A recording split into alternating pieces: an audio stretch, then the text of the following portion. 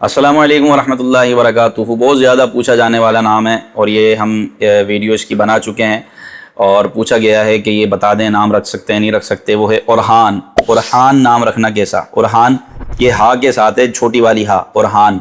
उरहान ये तुर्की ज़बान का लफ्ज़ है और ये सल्तनत उस्मानिया के अजीम लीडर गुजरे उस्मान गाजी, उनके बेटे थे। उनकी वफ़ात के बाद इन्होंने बागडोर संभाली सल्तनत की। उनका नाम था उरहान गाजी। तो उरहान नाम रखना जायज़ है, जिसका माना ये होता है अजीम लीडर, कामयाब लीडर और अजीम रहनुमा, ये इसके माना बताए गए हैं।